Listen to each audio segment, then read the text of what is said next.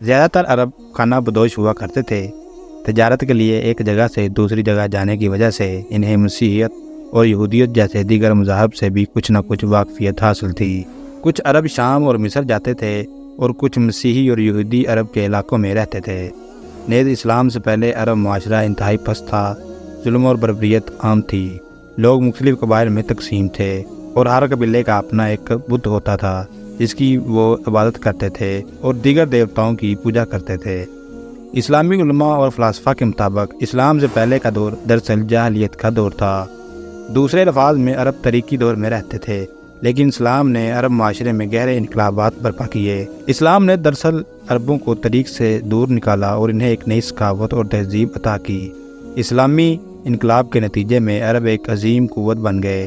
انہوں نے دنیا کے ایک بڑے حصے پر حکمرانی کی، انہوں نے علم اور فنون میں بھی بڑی ترقی کی اور دنیا کو بہت سے قیمتی تحائف دیے۔ عرب کا سیاسی اور سماجی منظرنامہ اور ان پر عالمی طاقتوں کا اثر۔ اسلام سے پہلے عرب پیچیدہ سیاسی اور سماجی منظرنامہ تھا۔ یہاں مختلف قبائل اور ریاستیں موجود تھیں جن میں سے ہر ایک کی اپنی ایک ثقافت اور طاقت ہوا کرتی تھی۔ لوگ مختلف قبائل میں تقسیم تھے۔ عرب دو بڑی عالمی طاقتوں فارسی سلطنتوں اور بازنطینی سلطنتوں کے اثر رسوخ میں تھے۔ فارسی سلطنتوں میں عرب کے مشرقی حصے پر غلبہ حاصل کیا تھا، جبکہ بازنطینی سلطنت نے مغربی حصے کو کنٹرول کیا تھا۔ 7ویں صدی عیسوی میں بازنطینی اور ساسانی سلطنتوں نے ایک دوسرے کے خلاف ایک طویل اور تباہ کن جنگ لڑی۔ یہ تباہ کن جنگ اور کئی ان کے اندرونی مسائل کے نتیجے میں دونوں سلطنتیں اتنے زیادہ کمزور ہو گئیں کہ ان کی اپنی عوام میں ان کے خلاف بہت سے سخت نفرت پیدا ہو گئی۔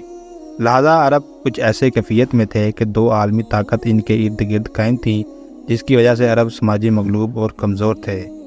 جیسا کہ پہلے میں ذکر ہو چکا ہے کہ مجموعی طور پر عرب کی کوئی بھی اپنی ریاست موجود نہیں تھی۔ دلچسپ نکتہ یہ بھی ہے کہ عرب کا علاقہ بہت زیادہ گرم ہونے کی وجہ سے مقامی عرب کے علاوہ وہاں دوسرے لوگوں کا رہنا بہت زیادہ مشکل تھا۔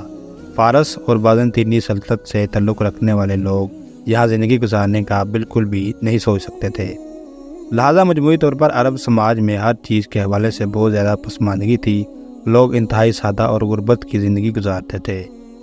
سال میں صرف ایک بار عرب کے مختلف قبائل کے لوگ مکہ کے مقام پر آیا کرتے تھے۔ تمام ہتھیار وغیرہ کعبہ کے باہر رکھ دیا کرتے تھے اور کعبہ کے اندر جا کر اپنے دیوتا کو رکھ کر واپس امن اور سکون کے ساتھ ایک قبیلہ دوسرے قبیلے کے ساتھ ملتے، لین دین کرتے اور تجارت کیا کرتے تھے۔ اس کے بعد تمام مختلف قبائل کے لوگ وہاں سے نکلتے تھے اور نکل کر وہ اپنے دور دراز علاقوں میں واپس چلے جاتے تھے۔ رسول اللہ صلی اللہ علیہ وسلم کی بعثت اور اسلام کا جب ظہور ہوا، حجاز جو جدید دور کا سعودی عرب ہے، اس وقت عرب کا ایک اہم علاقہ تھا جو عرب قبائل کے لیے اتحاد اور تجارت کے مرکز کے طور پر کام کرتا تھا۔ اسی مخصوص علاقے میں ہی دراصل اسلام کا ظہور ہوتا ہے۔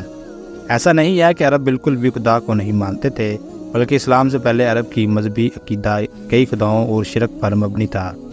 اسلام نے توحید کا پیغام دے کر اس عقیدے کو بدل دیا، یعنی جہاں عرب کے لوگ خدا کی عبادت کیا کرتے تھے تو دوسری طرف وہ اس کے ساتھ کئی دیوتاؤں کو بھی شریک کیا کرتے تھے اور ان کی بھی وہ عبادت و پرستش کرتے تھے۔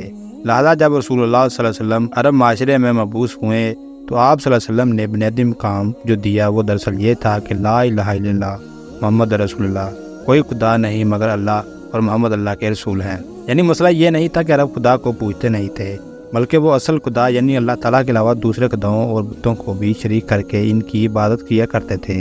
مختصر یہ کہ حضرت محمد صلی اللہ علیہ وسلم کا بنیادی مقصد توحید کا پیغام دینا تھا، یعنی کئی خدا یا دیوتا کی عبادت کے قابل نہیں، یعنی کوئی خدا یا دیوتا عبادت کے قابل نہیں سوائے اللہ تعالیٰ کے جو یکتا ہے اور سب سے اعلیٰ ہے۔